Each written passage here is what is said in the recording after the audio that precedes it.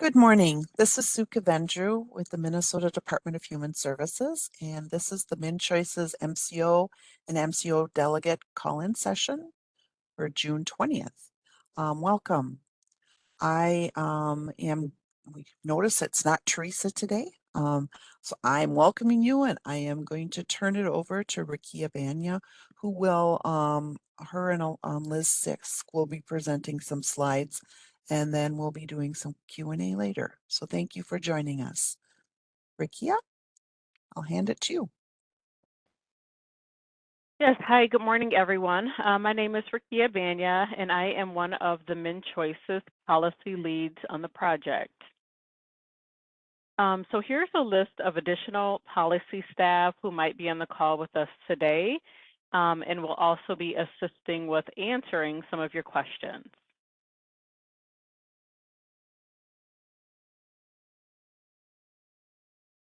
As a reminder, this session is being recorded. We will not be using the chat or Q&A feature. So if you have a question, we're going to ask that you navigate to your reactions icon and raise your hand. And then we will unmute your line in the order that you raised your hand. However, if you have any technical issues, please let us know by using the chat or Q&A feature.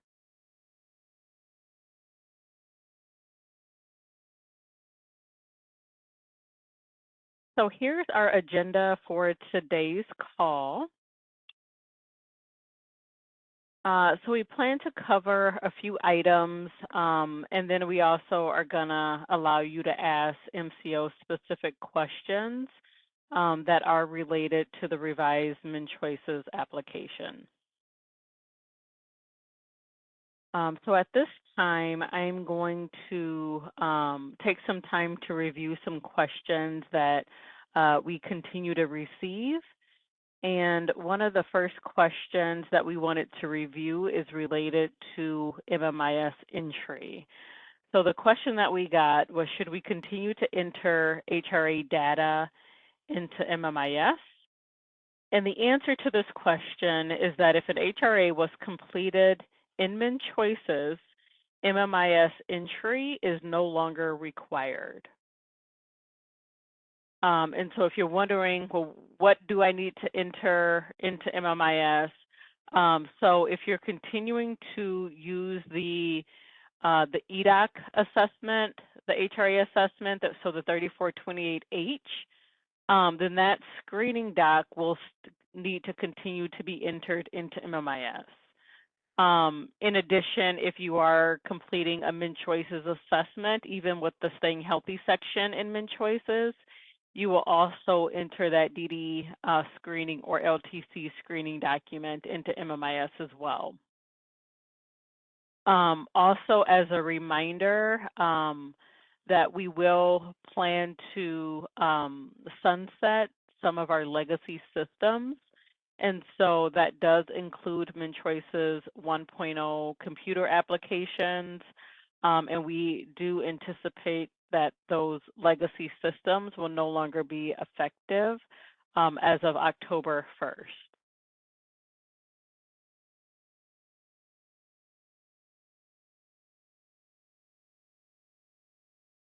The next question that we received is related to the notice of action. So the question that we got is, we have users saying that they're not able to populate the notice of action in the MnCHOICES assessment form. And the answer to this question is that the notice of action will not appear when completing a MnCHOICES assessment with Staying Healthy. So if you're completing the MnCHOICES assessment with Staying Healthy, you won't see that notice of action in that assessment, in that form. And the reason being is because MCOs use their own DTR form. And if you want to know what form that is that you should be using, we're going to ask that you consult with the MCO on which appeal rights documents should be used.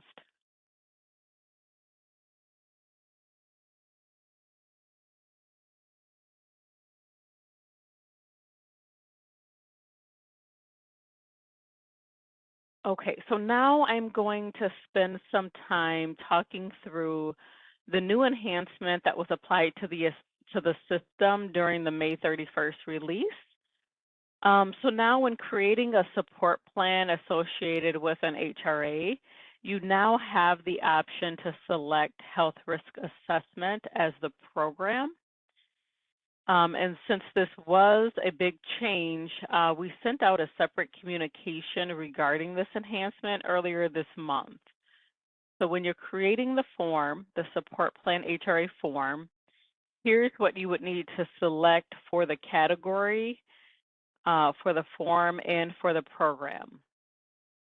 And again, you will no longer have to select that program type other.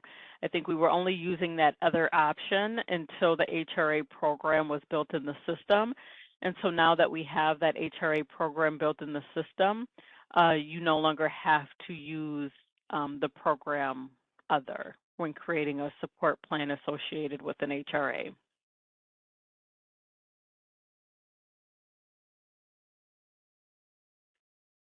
An important piece to note is that in order to access, so I mean, you guys were used to using the support plan with the program other, and then in that other support plan, you had available to you 43 or 45 or so, 40 plus services that were available when choosing the program other. And so if you want to continue to access that list of 40 plus services in the health risk assessment support plan, that when you're creating the support plan, so when you're still in the new form window, you will have to select yes to the question, is the person receiving other services? So it's to this question here, is the person receiving other services?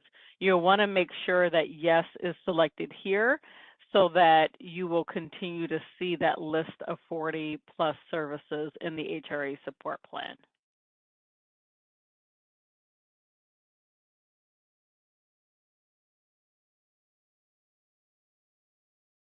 Okay, so with the new enhancement, care coordinators will now be required to use the waiver provider subsection. So when you follow the flow of the support plan, what you'll do is you'll add a waiver provider. And when you go to add the service, when you go to add a service or support, then you'll select services that support me. And so then when you open that in the add service or support window, you'll search for the service name.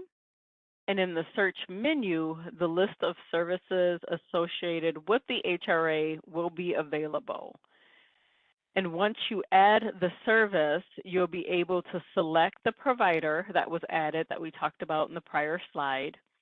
And then you'll also be able to enter the number of units and select the frequency. And when you select get results, then you'll have the ability to manually enter the rate for that service.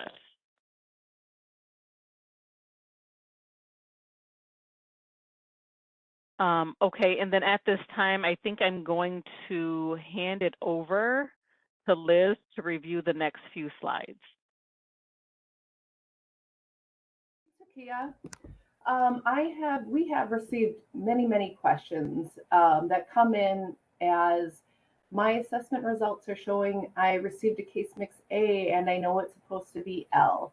And the reason this is happening is due to one specific question, which is in the informed choice section, and it's about choice to stay on or return to disability waiver. So every time I get these questions, this is the first place I look. And the question is, select the person's choice to stay on or return to disability waiver. And every single time so far, what the person has chosen is person is 65 years or older and all the following conditions are true. Person meets eligibility requirements of a waiver. Elderly waiver does not or no longer meets a person's needs. Department of Human Services has or expected to provide approval. So if you're going fast, I understand why people might be choosing that, especially looking at the first line, the person's 65 years and older, and then EW is mentioned in there.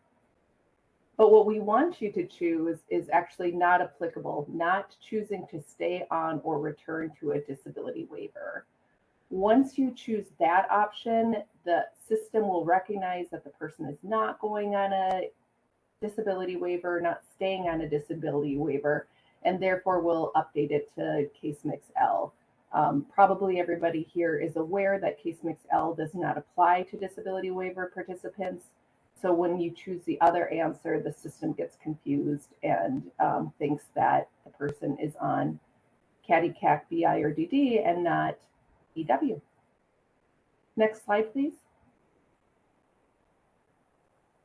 Another question that we're getting about the assessment is still about how to code assisted living. We've gotten a lot of questions about in my county or my area where I serve people, you know, somebody might have their own bedroom and not their private kitchen. They don't have a private bathroom. It looks more like a foster care, but they have an assisted living license. In those scenarios, what do they choose?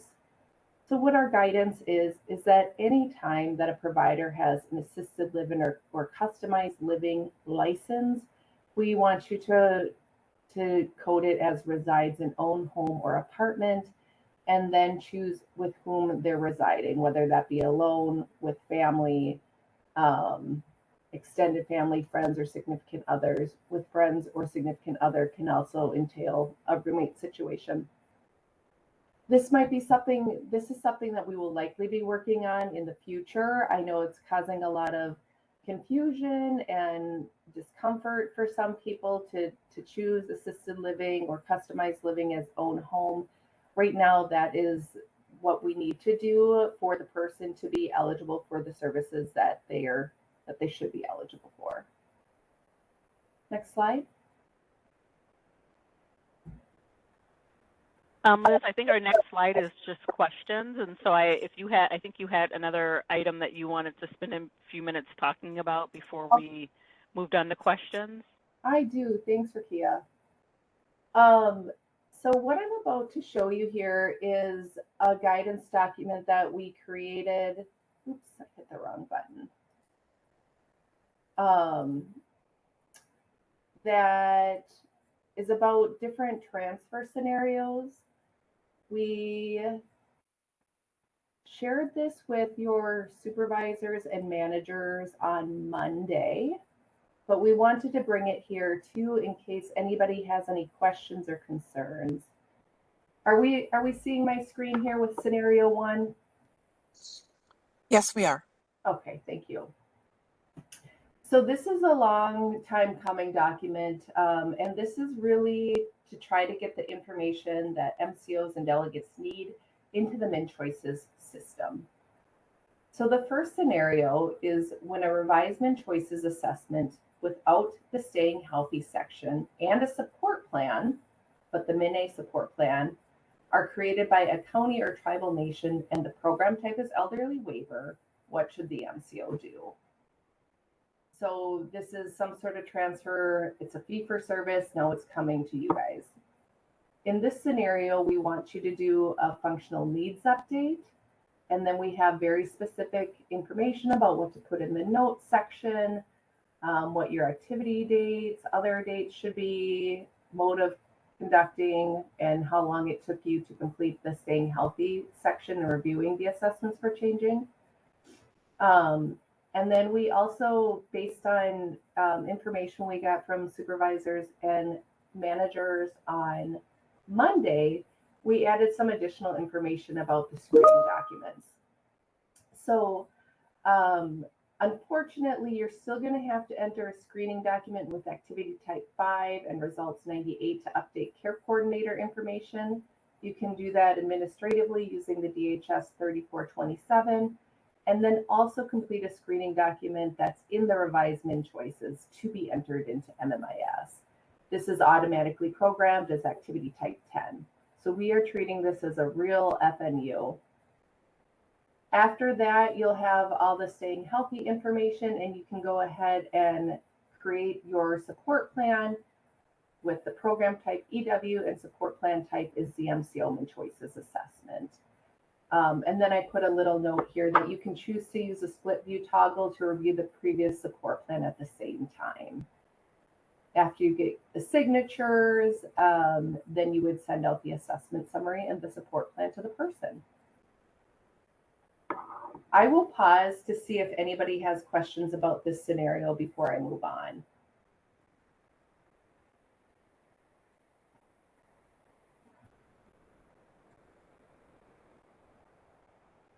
Okay, not hearing anything or seeing any hands. The next scenario is the exact same, except no support plan was created. So the instructions are the exact same, except that we have that you would just create a support plan from fresh. Otherwise, it's the same. The third scenario is when a county or tribal nation completed a revised MnCHOICES assessment without the staying healthy section and did not create a support plan. The person did not move on to any long-term services or supports. So again, this is somebody who had a full assessment, but for whatever reason, either they weren't found eligible or they chose not to go on anything. They're not receiving state plan, they're not receiving waiver, and then it comes to you. What should you do? I should have said before starting this is really specific for the most part to MCHO and MSC Plus care coordinators. So I apologize for the SMBC care coordinators on the line. This guidance is pretty specific to MCHO and MSC Plus. In scenario number 3, what we would like you to do is create a health risk assessment and then create a support plan with program type health risk assessment. And then of course, send the support plan to the person. Any questions about this one?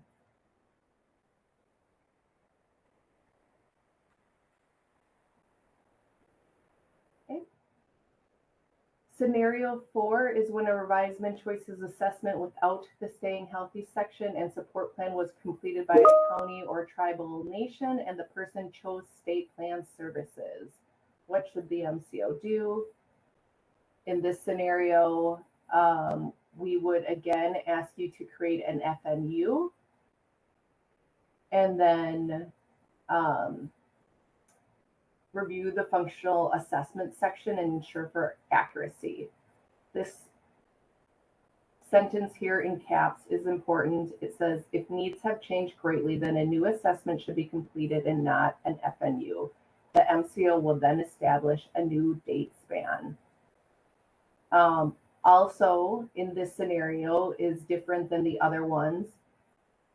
The MnCHOICES functionality requires that the screening document be completed to meet requirements and close the assessment. Therefore, we are asking that you do a screening document in order to meet the requirements. However, the document does not get entered into MMIS and it does not need to be uploaded into the attachments. It's just needs to be completed in order to meet criteria to close out your assessment.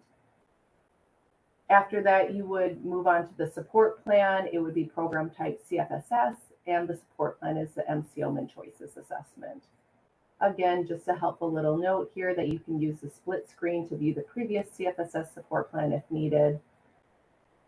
You can also use split screen toggle for various reasons if you wanted to look directly at your assessment or any other documents in the MnCHOICES revised application. Scenario 5 is MCO EW to MCO EW. These directions are much more vague than the ones above. For these scenarios, we really want you to follow your MCO instructions, which may or may not include using an FNU. If you do that, you would follow the steps in scenarios 1 or 2, if that's your policy. You'll also review the support plan and follow the MCO instructions. And then you will very likely need to enter, well, you will need to enter DHS 3427 with activity type 5 and results 98 to update the care coordinator's name in MMIS. This will also be stated if you are doing an FNU. Scenario 6 is when an MCO created a MnCHOICES assessment with the Staying Healthy section, but the person chose not to utilize elderly waiver services. A support plan with program type EW was started. In this scenario, you would not need to go ahead and create a separate health risk assessment. The full MnCHOICES assessment will be used as the HRA. You do need to enter the LTC screening doc and send out the assessment summary. You would discard the EW support plan and create a new support plan with program type health risk assessment. When you create a support plan with health risk assessment, but a health risk assessment was not completed, the HRA, you will not get the care coordinator indicator report. So you will want to use the toggle function to look back at your MnCHOICES assessment if needed. And then lastly, we have when a county or tribal nation created an assessment on paper or in MnCHOICES 1.0, and then created a support plan on paper or in MnCHOICES. Again, we want you to follow MCO processes, and if there's a change in condition, you can create a new support plan in the revised MnCHOICES with program EW. Reason for support plan is transition plan. I do want to note that when a transition plan is created, that it cannot be revised. So if you need to make a change to your support plan, if it's a transition plan, you'll need to create another one. Does anybody have any questions about any of these scenarios that I've discussed? Liz, this is Sue. We have hands raised, but it was previous. We can't distinguish the difference between people asking questions about this or other things. So I think if people do have questions about this document, they should raise their hand. And when we get the Q&A, we'll get to them at that time. But we do have a lot of questions in the chat about the process for posting this. So I think we're going to present some information on that, correct? Yep. So anytime we create a new document, first we wanted to get everybody's feedback. We want it to be useful. We want it to be accurate. And so if there were any big areas where you felt like we missed the mark or didn't account for something, we would want to know that. But after that, we will send this through our process, which includes ensuring it is plain language. So we always make documents plain language, and then we will get it posted. So correct, right now it is a draft. If you need to use any of these scenarios, we are encouraging you to go ahead and do that. But the final draft will, or the final version will be posted as soon as we can. It won't be this week, I can tell you that.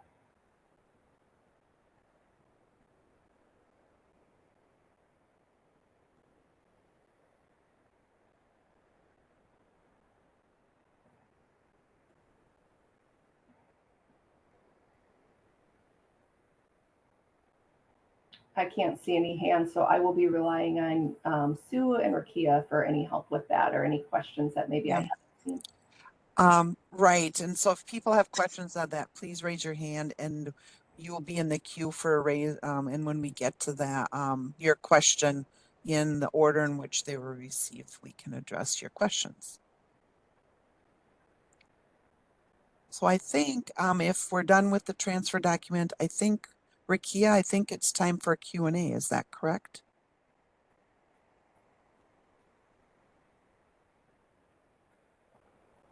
Yes. So I think it's time for to answer your training questions. I can share my screen again. I think currently we have questions in how we want them answered in regards to the health risk assessment, MnCHOICES assessment, or support plan.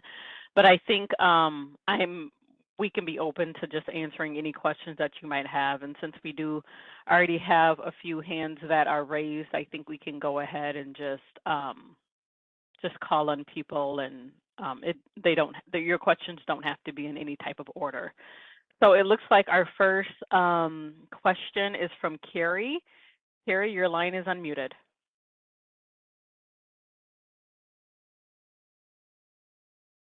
On another waiver.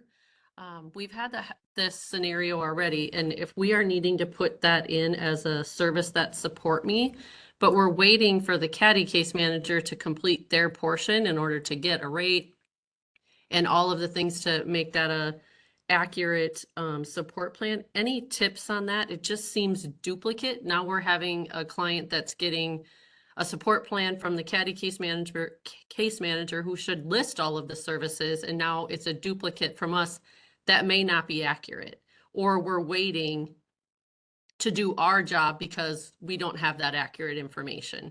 So that's one question. And then I do just have another question in regards to the process for reassessments, because we do have individuals that have been in revision and we are at that step and wondering what the guidance is for that.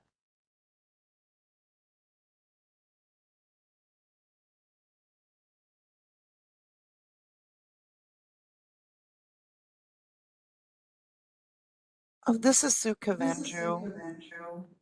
Oh, I'm getting an echo. Am I getting an echo? Okay, I guess I'm okay. Regarding the first question you had about adding those services, to an HRA support plan if a person's on caddy. The first part of your question we didn't hear, but I'm assuming that was your question, correct? That about adding the support. I guess we don't have her on here, but I think that was the question. I mean, I would consult with your MCO policy as to the reason we created this option to add waiver services to an HRA support plan is that some health plans models of care are supposed to reflect the entire package of services that a person and supports a person is receiving. And so I would first of all consult with your MCO mentors about if they want those reflected and at what point in time. And then your reassessment question, I guess somebody else, I'm not quite sure what the question was. There is the opportunity.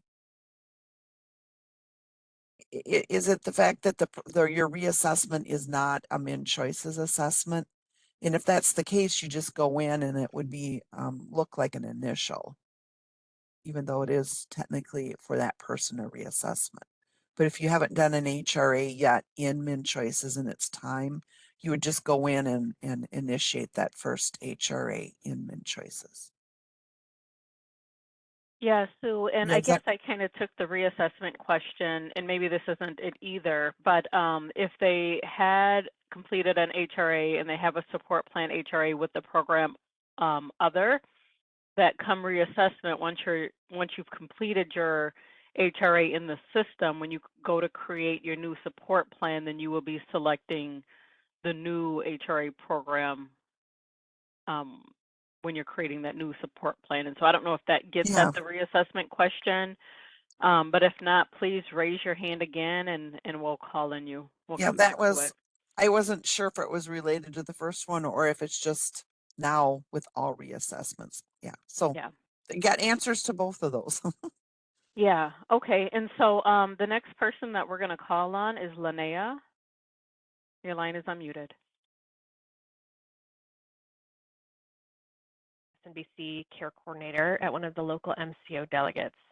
The things on my mind today are actually the same things Carrie is wondering about. So to the first question, we've got some concerns about the new ask for care coordinators to be adding in waiver services at the time of the assessment. First, because we don't always know what those services are or have an up-to-date CSSP in MnCHOICES to reference to build out that section. So adding those services is going to add time to our documentation. And we've also noticed that when we do add those services and then we generate the printable support plan to send to the member, the services do not show up. So I don't know that that function is serving the purpose that it's intended to. And then to her second question, just briefly, we are also looking for guidance on exactly how to handle reassessments for folks who have already had one HRA in MnCHOICES last summer and are coming up on their second one. If we're starting a new support plan form and selecting the annual reassessment dropdown, our assumption was that that would repopulate support plan information from the last year. So we're just making edits instead of starting from scratch. That seems like it's starting from scratch. So just wondering if you can speak a bit to those things. Thank you.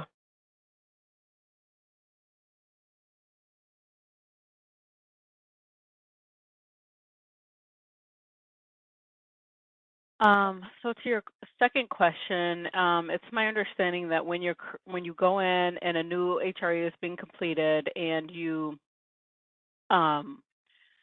select, I don't have the application open right now to see exactly what the correct wording is, but when you select annual reassessment, then that should pull in information from the prior assessment. It does. Sorry, not the assessment support plan. Yeah, sorry, not support plan. Correct. That it should pull in that information from the previous support plan. Okay. And it's not currently doing that, so I think that might need a little more testing and tweaking. Okay. Yeah, we can take a look at that and see Thank what the issue might be. Okay. Unless Liz, I know you have some support plan knowledge as well for the MCO support plans.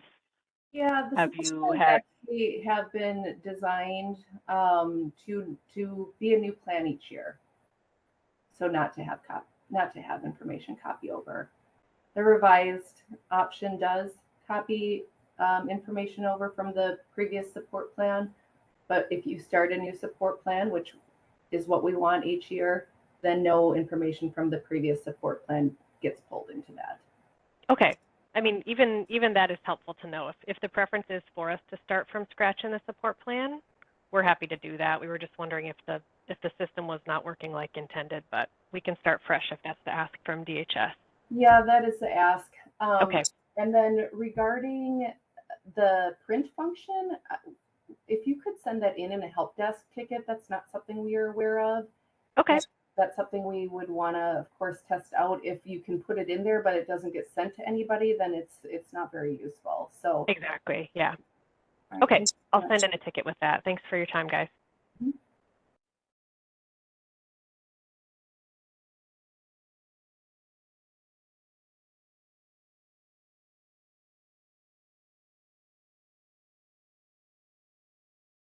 Okay, so then the next question comes from Casey. Casey Johnson, your line is unmuted.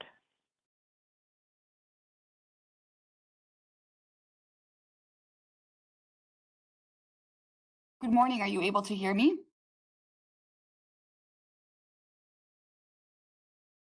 Yes, yep, we can hear you. Okay, thanks. There's just been some delay this morning. I just didn't want to waste anybody's time. I have a question in regards to the new transfer document with scenarios you guys had spoke to just a little bit ago. And it's specifically regarding scenario 1, where you have a fee-for-service EW to MCO EW. But there is, in fact, a support plan created by that fee-for-service or that lead agency. A couple of questions regarding this. So does this functional needs update, is that only for if there are changes to the case mix and overall needs, or does this in fact replace the transitional HRA? Historically, MCOs have allowed us to do a transitional HRA if a full MnCHOICES assessment had been completed, and then we just, within the transitional HRA, there's a handful of elements we need to complete. Because we have some concerns around having to do basically a whole another assessment. around that. And I This guess, is Sue. We're not asking you to do the whole assessment because the MnCHOICES assessment has been done. But in order to get, you have to complete the staying healthy section. That whole scenario is for you to get, because you didn't do an HRA. And then the MnCHOICES, the new MnCHOICES doesn't meet the qualifications of a full HRA. So if you read that whole scenario, it's to do the functional needs assessment so that you can review it with the person and then get the staying healthy section and ask those questions. So that you okay, have that information in MnCHOICES. So then next year, when you do a reassessment, you'll have all that information in MnCHOICES. If you don't do that, you'll never have it. We I have to understand get that. yeah. Okay, I And do so, understand that. But so we're still having yeah. to do the transitional HRA as well. No, this serves that purpose. I don't, So you know, this you would have to, replaces it. you would Okay. have to, right. I mean, if there's something else that an MCO is asking you in addition to what's included in MnCHOICES, you should consult with the MCO. But we worked with the MCOs on that concept of a transitional HRA is only used in some of those later scenarios. This one, the person is on EW, so you need to get that Yeah, staying healthy section. okay, and I totally hear you, Sue. I just, being Yeah. that we are a No. lead agency, a delegate, this is the practice Oh. we have done historically was with Oh. a transitional HRA. So this would be new. Okay. I We just need to understand know. that. It's one of Yeah. these things of trying to I think Liz said, and if people keep thinking, this is to get people into MnCHOICES. That's what these scenarios are about. We have to get them in under the MCOs so that in future years you can just use, for the next year. And so that's what a lot of these scenarios are referring to. Okay, can I ask just a secondary question to that response? If a lead agency were to check the staying healthy section and then send out the appropriate documents that don't populate, would that be a workaround in for particular scenarios and for some lead agencies that do those dual roles? I guess I'm not quite sure when you say it doesn't populate. So, right, so because when we check the staying healthy section, the notice of action does not populate, that's ultimately gets redacted. So thus, when for initial assessment, a cold call from the community, our lead agency will go out, we'll open them up to EW, not on managed care. But Right. if they were to indicate that if they were to indicate the staying healthy section, that data was in there, and then in turn send out your maybe you want to call it the legacy, whatever, the document from eDocs, the notice of action and the appeal rights information, would that be okay? That would have happened when they put the person on EW. Remember, this is a scenario they're already on EW and they're just going to the MCO. And so the only thing you're doing is that's why doing a functional needs assessment won't trigger all of that, my understanding. And then you're just doing the staying healthy. So none of that would happen.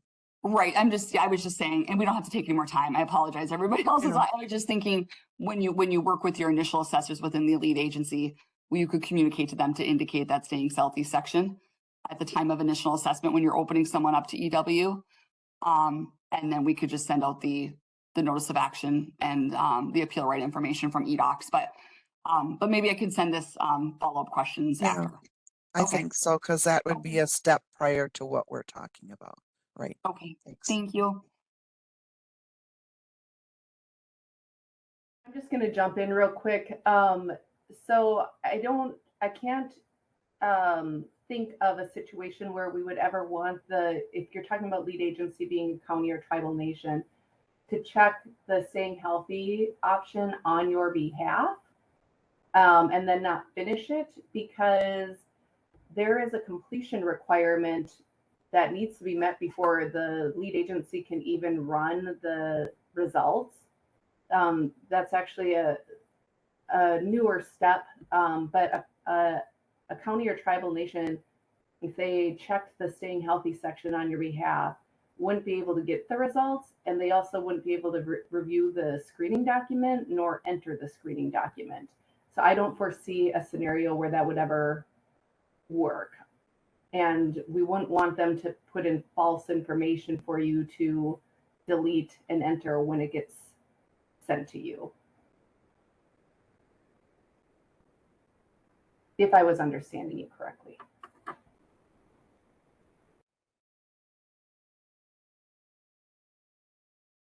All right, thanks, Liz. Okay, so the next person we're going to call on is Sammy. Sammy, your line is unmuted. It's about the transfer scenario document, specifically fee for service to MCO. If the member is unable to reach or refuses, would you still like a THRA entry in MnCHOICES?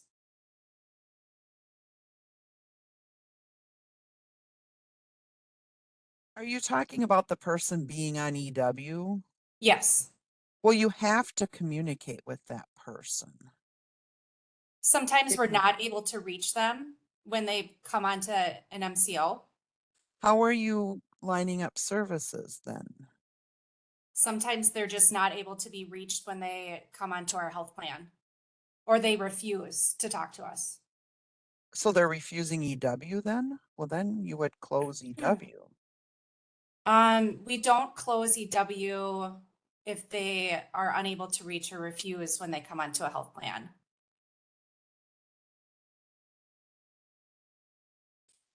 Have you had that specific scenario right now? I think just if that scenario happens, we would like to have the details about it. Because It is pretty yeah. common. So you just continue EW even though the person's refusing to be assessed and talk to you about it.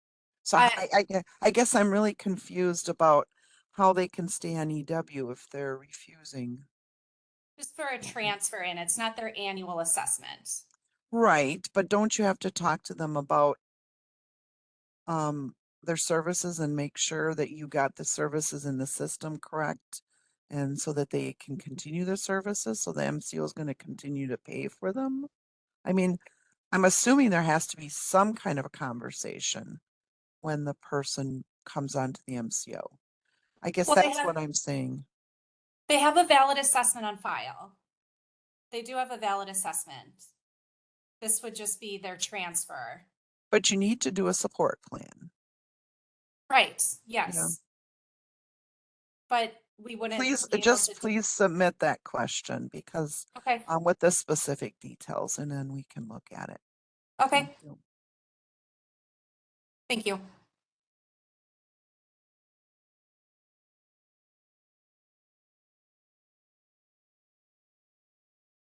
Okay, so then the next question is from Farhan. Your line is unmuted.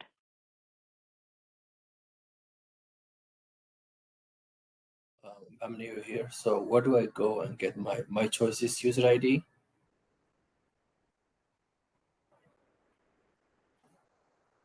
Sorry, did you say you're looking for your user ID to access the revised MnCHOICES application?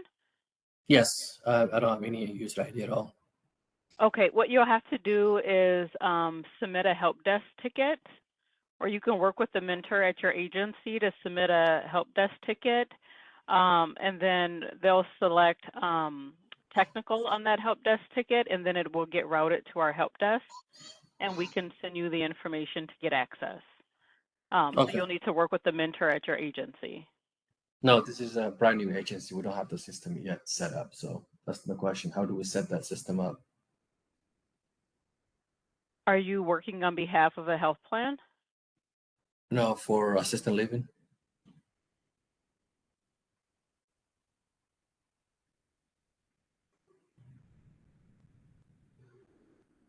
Yeah, do you have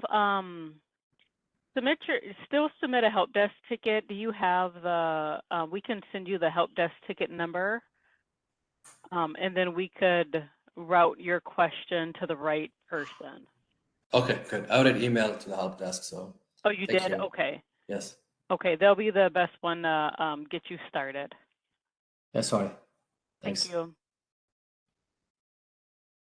Okay, the next question is from Sammy. Your line is unmuted. I'm sorry, I just didn't take down my hand. Okay, sounds good. Thank you.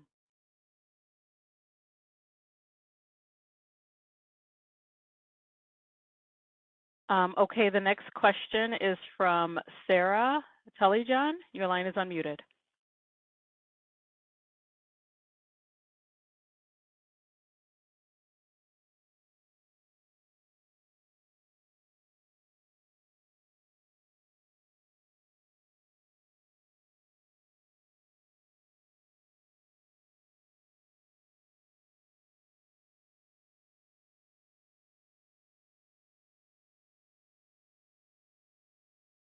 Sarah, are you there?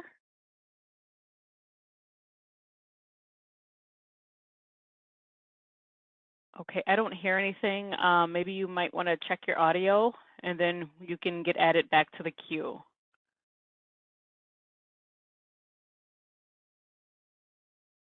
Okay, so then the next question is from Taylor. Your line is unmuted. Hello. Okay. So I just wanted to clarify if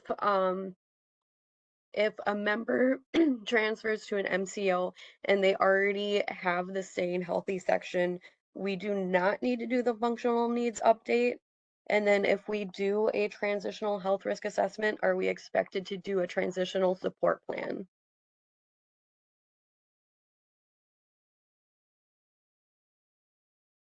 So the question was about the transitional HRA again?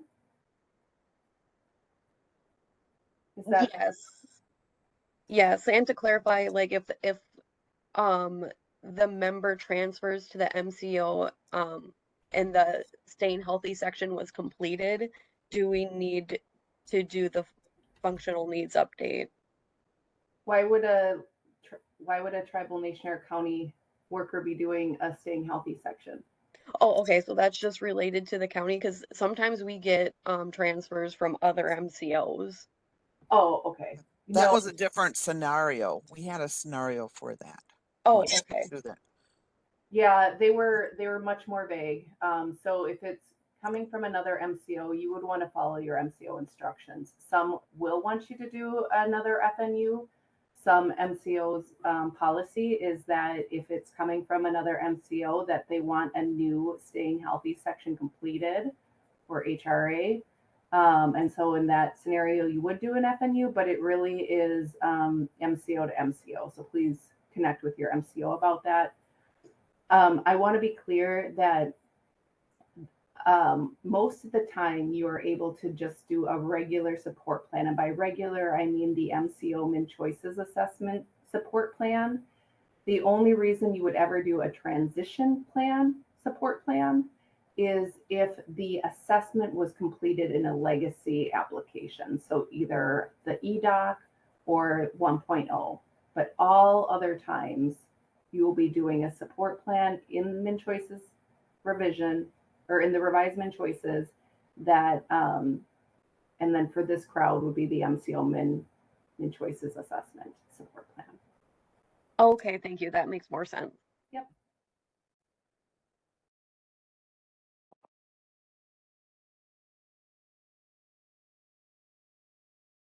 Okay, the next question comes from Katie Benson. Your line is unmuted.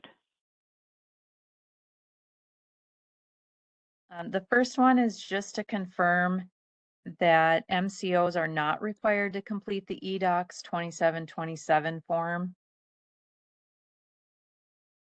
Is that correct?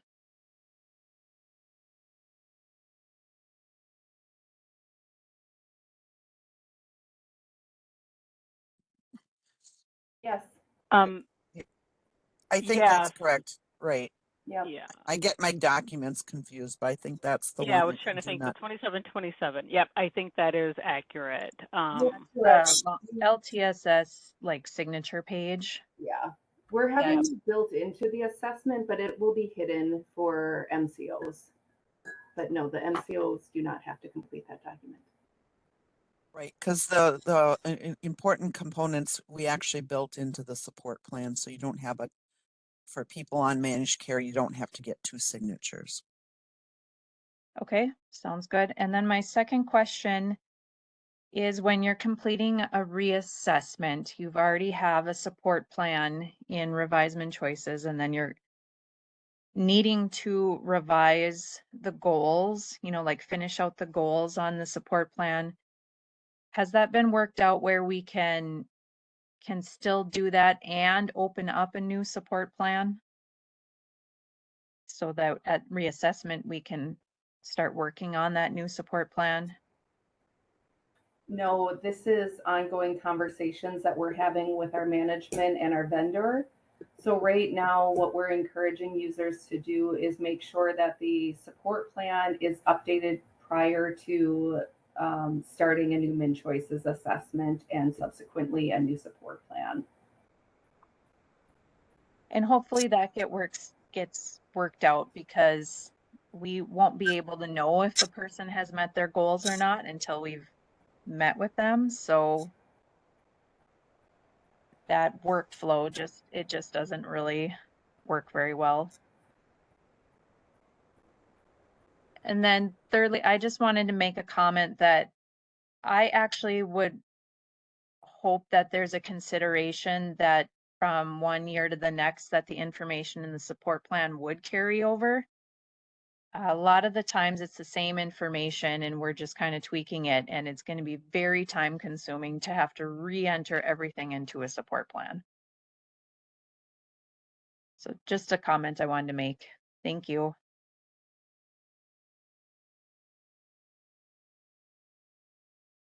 Yeah, thanks, Katie. We'll definitely take that back and continue to have further conversation.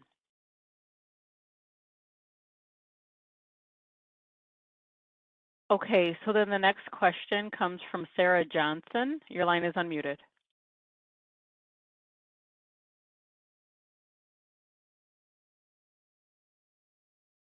Can you hear me? Yes, we can.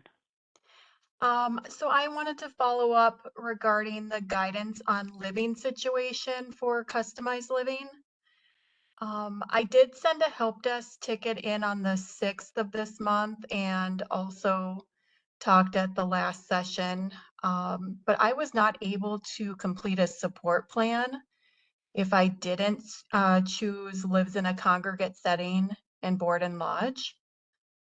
It would show as this person's not eligible for customized 24-hour customized living services.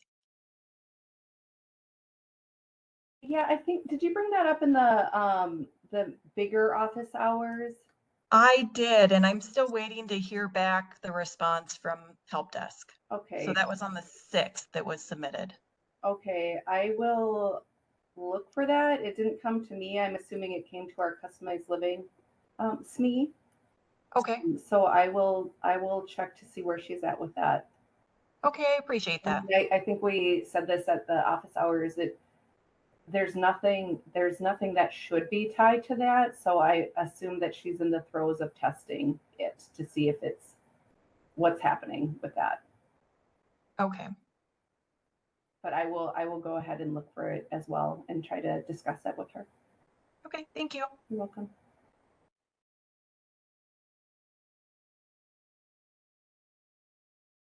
Okay, the next question comes from Sarah Miller. Your line is unmuted. We have someone who had to send it off because it was a remote assessment and they have not received it back, and they're trying to close the support plan, but it asked for the date or the handwritten date. Well, there is no date because we have not received back. So we're wondering what the guidance is for that.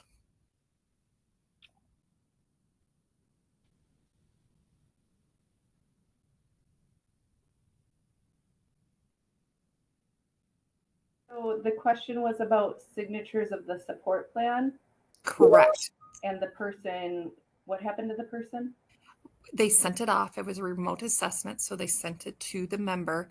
They have not received it back. They've sent a couple times, and they're now trying to close the support plan as we're required to do, but they can't close until it says what was the date received or handwritten. Well, there is no date received because there hasn't been no signature back yet. Yeah, unfortunately, I mean, for a support plan to be valid, the person needs to sign. I totally agree. So do we just keep it open, but then we're going to keep coming into that scenario where it needs to be closed. Right. Well, yeah, I mean, you're just going to have to keep trying to gather the signature, or, if something happens where you're seeing them in person, of course, you can get it at that point. Right, which there could be 6 months later. So Sure. again, so should we just pick a date, explain like what or just keep it open, knowing that that's always going to be in the report that is still showing as open? At this time, we don't have any additional guidance other than you need to get the signature. Okay.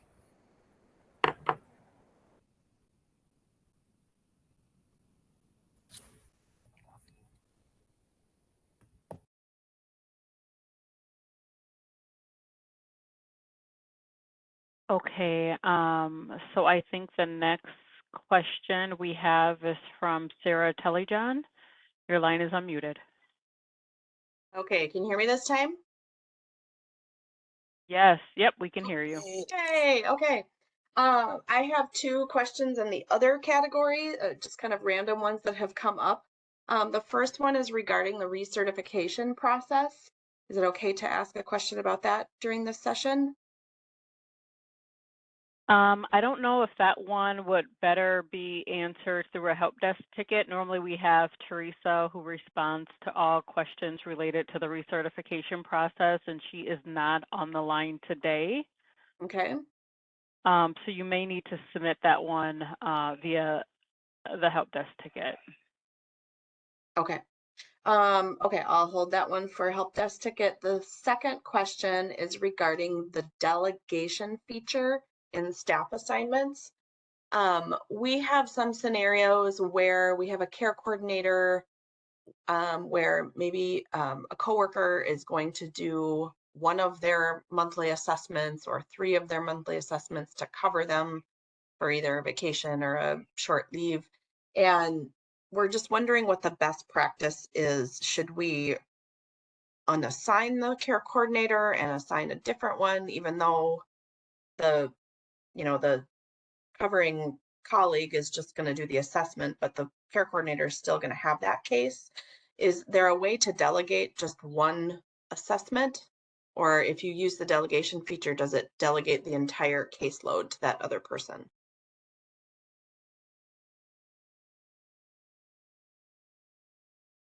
Well, in our current process, the care coordinator, needs to be assigned as a certified assessor. And Yeah. so you could just reassign the assessment part to the care coordinator or to Okay. the colleague. And then the care coordinator could still be assigned for the support plan and just wouldn't be listed as certified assessor. Okay. But I know that there were some changes coming to the care coordinator role where we weren't going to have to put in both pieces. Yeah. Yeah. And when that happens, though, you could still assign the colleague as a certified assessor, because even though that role is being incorporated into the MCHO role, one of the reasons that we're doing it that way is so that a county or tribal nation could be a certified assessor at the same time. And so that's not going to mess up any process for them. So in that scenario, that's what I would suggest, is that you just add the colleague as a certified assessor, even though MCOs will mostly not have to do that in the near future. Okay, that makes sense. Thank you. You're welcome.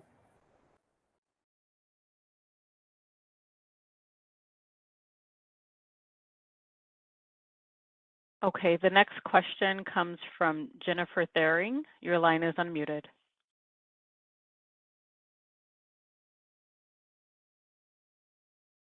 Can you hear me?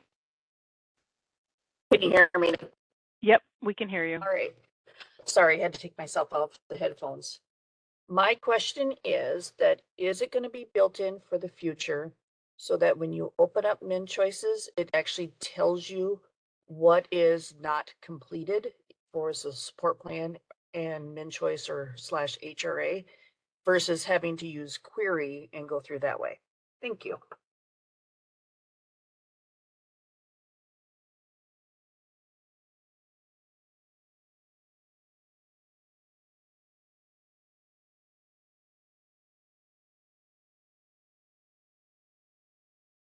Yeah, I guess this is Rakia. I honestly don't know if there is any plans to have what you're referring to built in the system. If you want to submit a help desk ticket as a future enhancement, you certainly can, and we can take a look at it as we consider all future enhancement requests that are submitted by lead agencies. So I would suggest that you build that or submit that one, and then we can take a look at it. Alternatively, you can bring this up if you go to the larger office hours. I know that Teresa, who is not here today, has been working on different forms, reports, queries that may be easier to use than what's currently in the system. So yeah, either way, submitting a help desk ticket is perfectly correct, or you can bring it up in the larger meeting as well.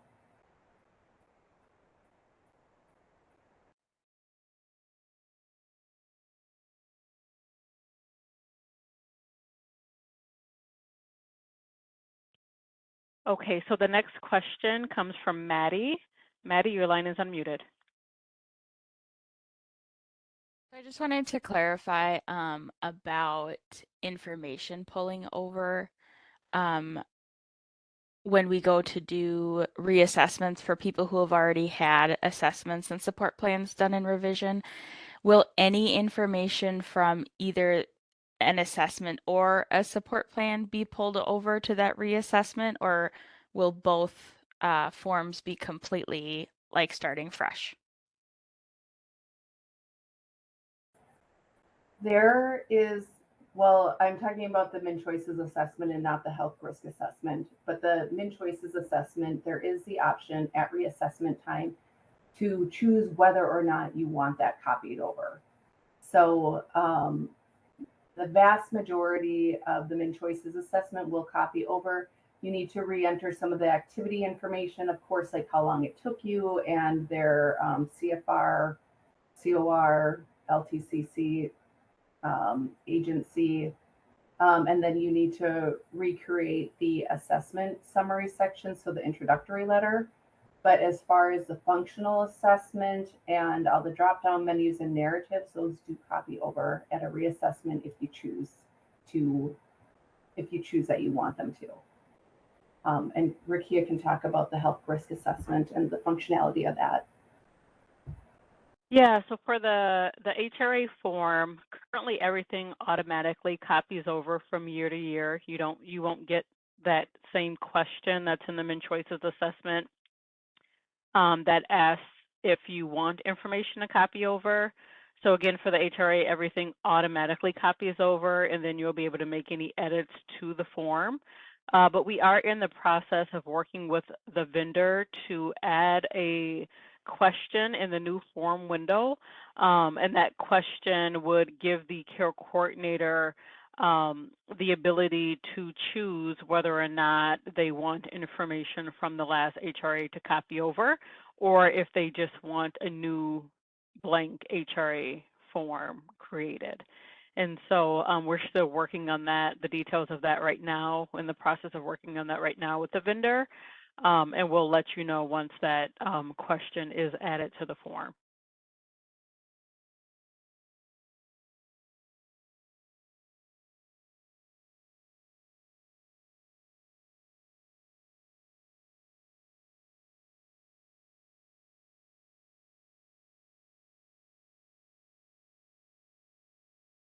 So at this time, I don't see that we have any other hands raised.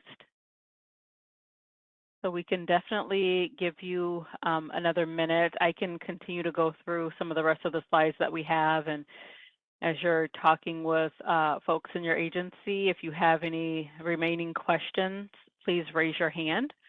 But in slide 14, if you can still see my screen, this is just to remind you that as we continue through the transition period, we wanted to remind you that additional MCO sessions were added.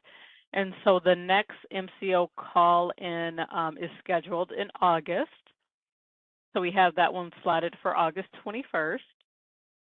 And in addition to the last MCO session that we have scheduled in August, we also host monthly MnCHOICES office hours calls, which is on the first Friday of the month. We don't normally offer a call in July just due to the holiday, and a lot of people normally take off during that time. But we will resume the monthly office hours call in August. And if you want to review the entire schedule, you can open up the PowerPoint and then select the link, and that would give you the remaining dates that we have scheduled for office hours. As always, you can listen to past webinars or call-in sessions on the webinar archive page. Again, these links are live. I think we did already point out that the PowerPoint for today's call is already published on the archive page, so you could be able to review if you haven't already pulled it up. You can pull up the PowerPoint for today's call when you go to the DSD archive page. Just select MnCHOICES, and that will bring you to the list of MnCHOICES calls that we have scheduled through today. If you want to stay up to date on the MnCHOICES revision project, make sure you're signed up to receive the e-list announcements. And then I think our last slide is just our thank you slide. But before we're not going to end the call yet. I do see that we do have another hand raised, so I'm going to call on Sarah. Your line is unmuted. Hi there. I just have another follow-up call to that assignment question. So if we reassign the certified assessor role, but the person that is doing so in the MCO world, the person that does the assessment is also doing the support plan, would they have to have the care coordinator role added then for them to complete the support plan? Yes. Okay, so we're basically unassigning the care coordinator and the certified assessor, reassigning for that person to complete their coworker's assessment, and then we have to reassign it back. No, you can have one person as a certified assessor and an MSHO care coordinator at the same time. Right, but that person that's covering their coworker is going to do both the assessment and the support plan. Oh, Yes. then yeah, then you do have to. Yeah. And then you want to assign them back to the original person when, like you said, if she's on leave or something. Yes, then you would just reassign it back to the original person. Can I put a plug in for individual delegation ability?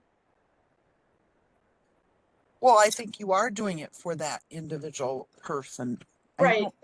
There is a feature where you can just kind of quickly delegate, but it delegates an entire caseload. And so just without having to go in and do each role and, just a thought.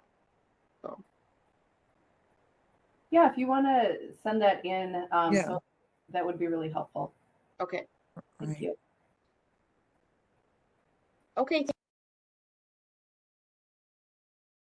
Okay, the next question comes from Jade. Your line is unmuted. From a MnCHOICE mentor. They're wondering where the link for the MCAT Step 3 training zone is located. They said that they had the link, but it's not working properly.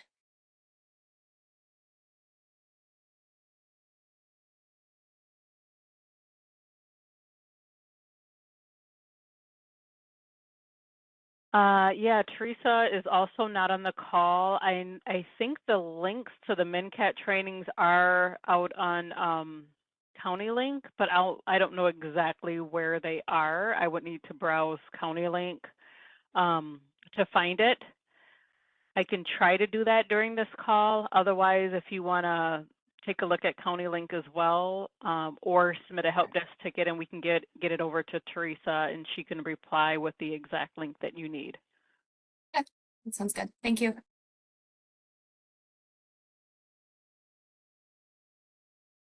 Okay, so the next question comes from Olivia. Your line is unmuted. Hello?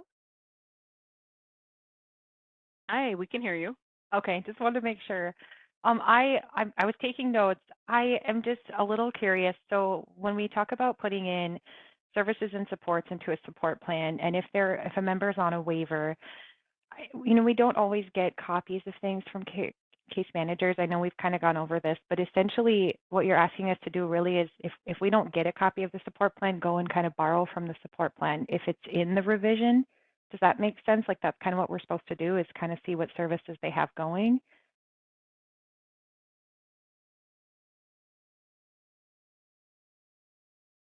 I would say yes, if the person is in revise. I mean, that's kind of the purpose of everybody being in the system, for you being able to see that. Okay, I'm just Yeah. kind of taking notes to see like what the best practice Yeah. is, because genuinely from the MCO side, we don't get a lot of that information. Like most case managers don't send us a whole lot, if anything, even if we request it, because they'll say, "Oh, go over here or go into MNFP." So I was just curious about that. And then follow-up question, and I know you answered this, and I just forgot. So that scenario document, where is that going to be housed, or is it housed somewhere and I'm just looking in the wrong spot? We haven't decided yet, but I foresee that we put it in the help desk. Okay, because in I thought MnCHOICES. it was amazing to see, because those are questions that come up, right? It's just as we transition, where do we do some of these things? So I was curious, just so I can take note of where that's gonna land. Thank you. Yep, you're welcome.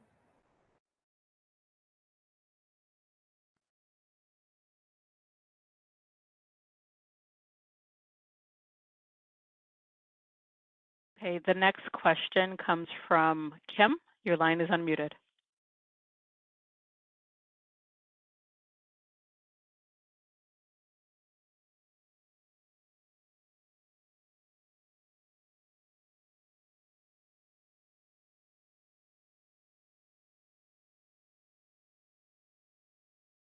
I don't know if Kim is there. I don't hear anything.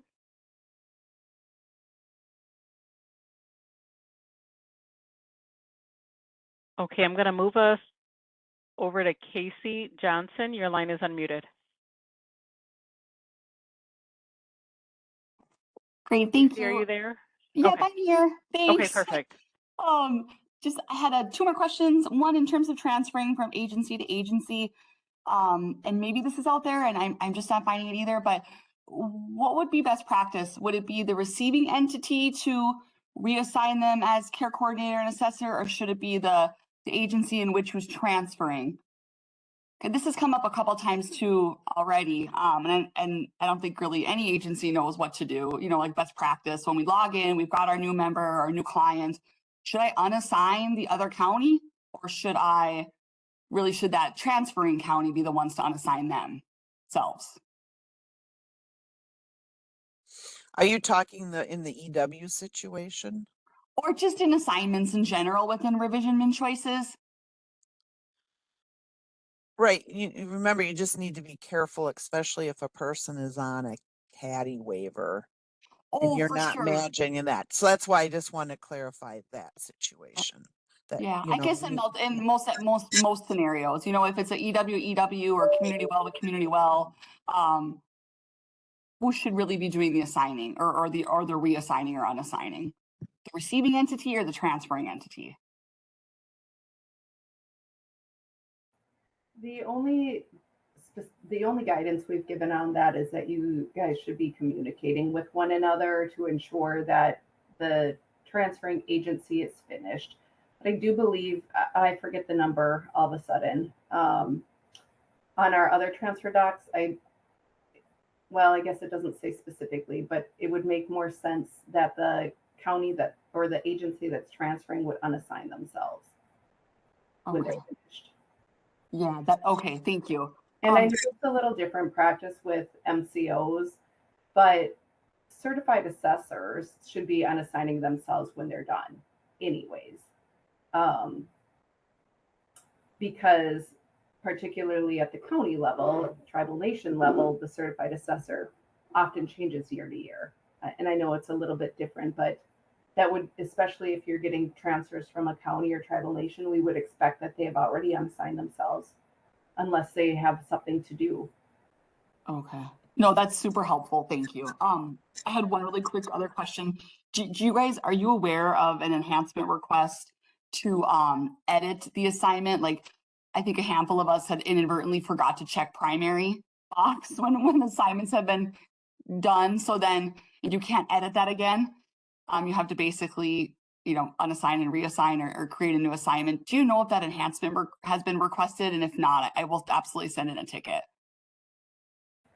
That's a new one. So yeah, go ahead and send that in. Okay, awesome. Thank you.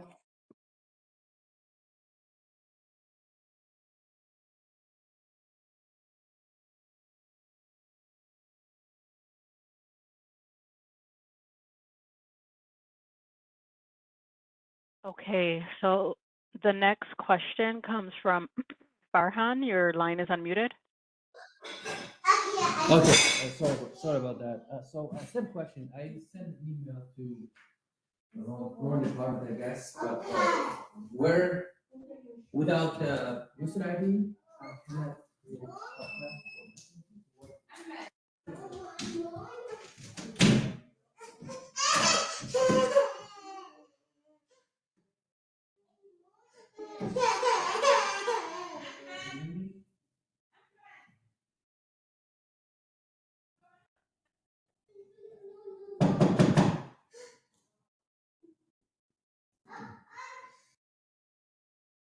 Okay, I'm not sure if anyone had understood the question that was being asked. Farhan, if you want to go ahead and put it in your question in the chat, and maybe we could get to it that way.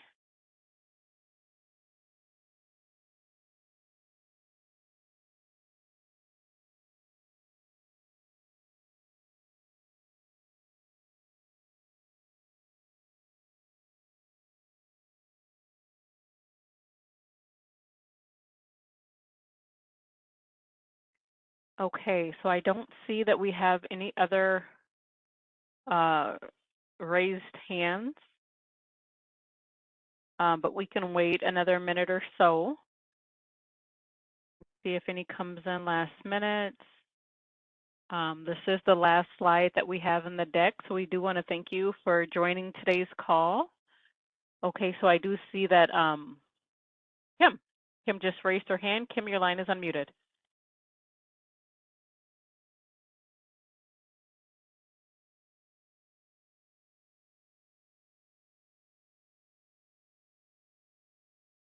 Kim, are you on the line?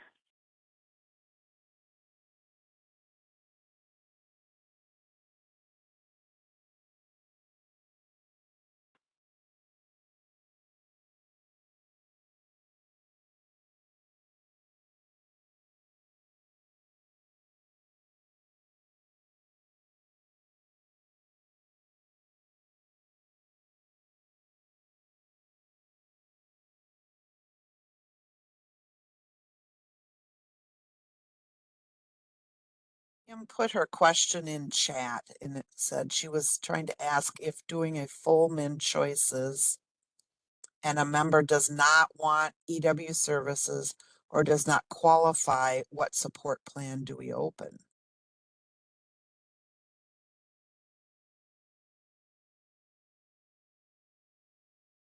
Can you repeat that one more time, Sue? If we're doing a full MnCHOICES and member doesn't want EW services or doesn't qualify, what support plan do we open? Then you would open the HRA support plan, and that is the scenario when you will not get the care coordinator indicator report by doing it that way. So you can use the split toggle function to be viewing the assessment if needed.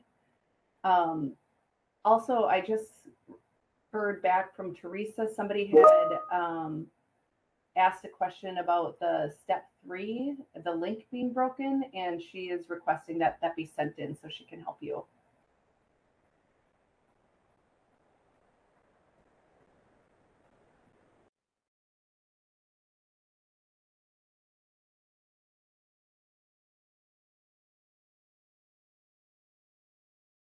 Okay, the next question comes from Angelina. Your line is unmuted. Yes, I had a question regarding support plans. So for HRAs and MnCHOICES assessments, their support plans will not copy over for reassessments, and when we do the functional needs updates during a transition, so we would have to do essentially a whole new support plan for them. Is that correct? Yes, at this time, any new assessment that receives a new support plan, the support plan information does not copy over. It only copies over when there's a revision. Okay. I guess regarding like the previous process for MCOs and the THRAs, it's just a little concerning that we're gonna have to do the whole staying healthy section now versus just doing kind of the shortened THRA form and then doing a whole new support plan. So just wanted to voice that concern. This is to get people into MnCHOICES. If you waited and did that THR when you did the assessment, you'd have to do the whole staying healthy section then anyway. And now, by doing it now, the next time their reassessment is due, you'll have all that information because the assessment information does carry over and you won't have to ask it then. So it's whether you wait and do it then or now. The point is you have to do that staying healthy section at some point to get that person into MnCHOICES. Yeah, I guess I'm just Yeah. thinking of care coordinators when we're getting several people during that month and we have 30 days to Yeah. complete it and we have a bunch of new enrollees. I just feel like that's going to be a little overwhelming for our care coordinators to do all that. And then on top of trying to keep track of getting signatures for all of these support plans as well. It's always been a requirement to do a new support plan. We've done the THRA and we've updated the previous like support plan that we receive or care plan. So. Right, but as we're saying in MnCHOICES now, even for not this situation, a new support plan has to be created each time. So that isn't necessarily something unique to this process. Okay.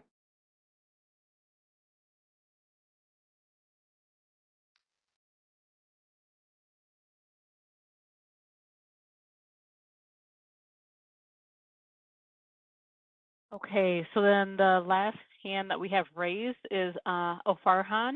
Your line is unmuted. I'm sorry, I have an issue with my mic. So my MnCHOICES ID, when I try to create a ticket, it asks me the MnCHOICE ID and can submit a ticket. So how do I, is there an email I can send the questions for MnCHOICES to create a new user? Can you guys hear me? I think are you choosing technical? I think you Yes, can. I tried the technical, I tried all that. It's required in that field of user ID. I can't bypass it. It's a required field. Who are you employed by and what location do you work for? We have somebody It's ask. it's Anoka. It's a new assisted living called Healing Home Care LLC. Oh, okay. So you're not a delegate of the county or of an MCO? No, it's a non-governmental entity.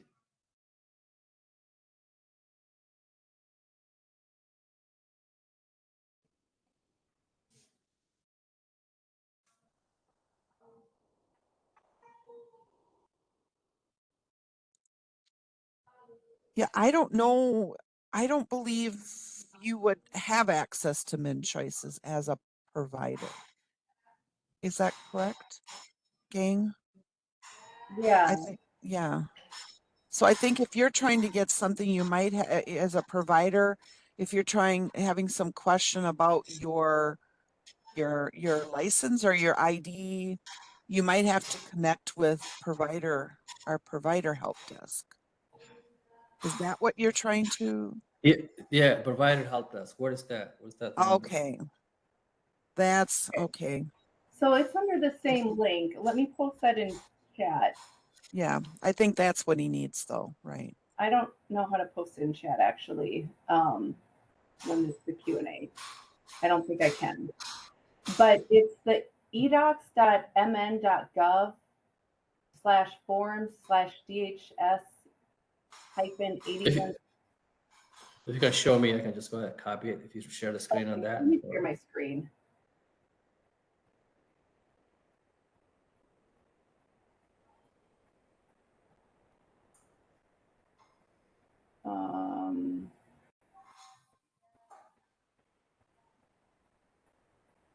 Okay, so this DSD contact form, and then identify your role. You would be the provider or partner. And then what's your question?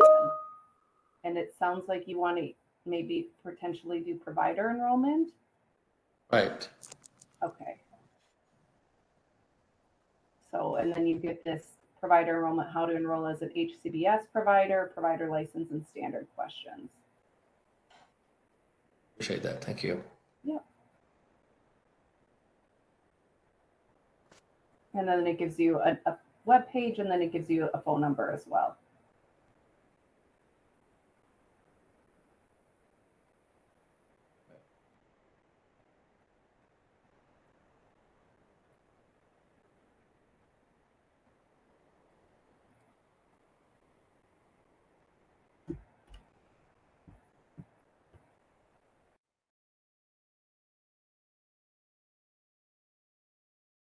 All right, and at this time, I don't see that we have any other hands raised.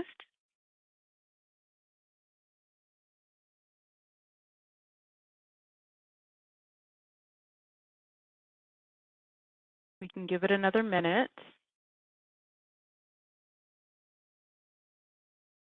Otherwise, we do want to thank you for joining today's call.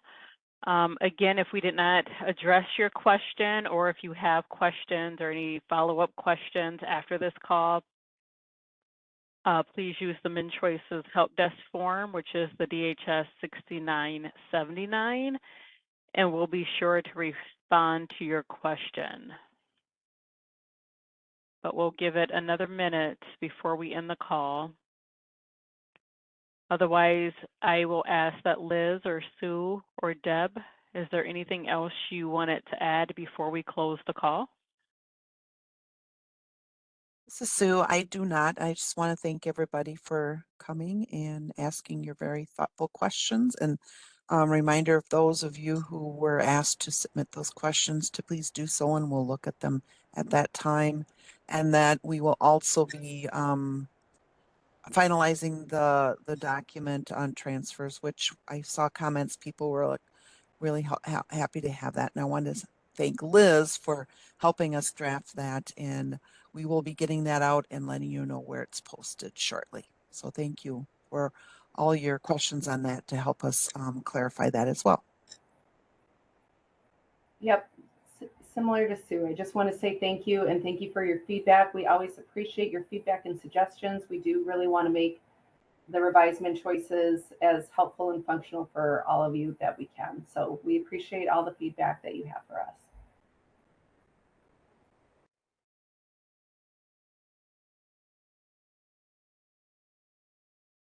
Thank you. So at this time, we are going to end today's call. So Anna, please stop the recording.